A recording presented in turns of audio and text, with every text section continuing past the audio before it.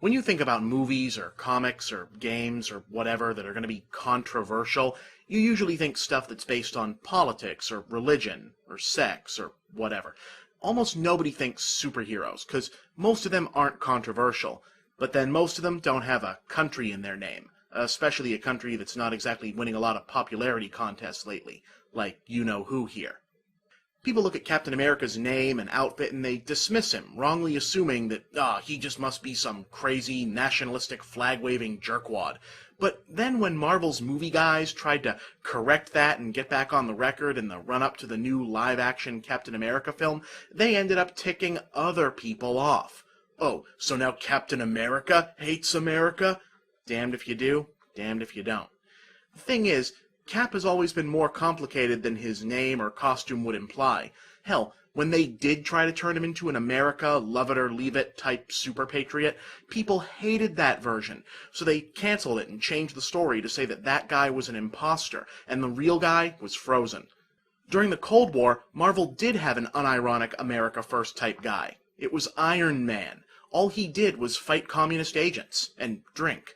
Cap was always the more center-left progressive type guy. During the Nixon administration, he quit and traded his costume for this monstrosity in protest.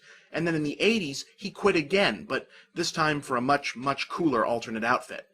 But, whatever. This was always designed to happen once somebody decided to make a Captain America movie. For whatever reason, even in the reflexively non-traditional realms of geek culture, it often seems like the United States is the only country left that still likes to brag about itself on the world stage, even in innocuous ways like this. Well, unless you count the World Cup, where it looks like everybody does it. I guess it's okay there. Maybe that's why America just hasn't gotten into soccer yet. We've already got plenty of occasions to wave our colors and be obnoxious. Oh, speaking of which, England, if you still want Bex back, as far as I'm concerned, you can have him. So sick of hearing about this dude. Now, maybe this is just me being an ugly American, but I think it's kind of a shame that we're going to be the only ones putting out a nominally patriotic superhero movie. Come on, rest of the world. Even in this modern global age, a little rooting for your home team never hurt anyone, so long as you don't start a war over it, right?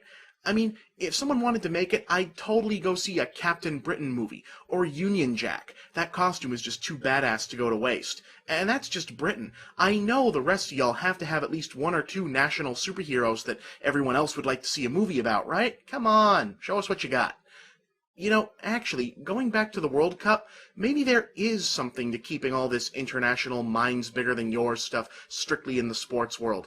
Just maybe not this sport, 'cause not everyone is good at it. What is every country good at? Well, there's fighting.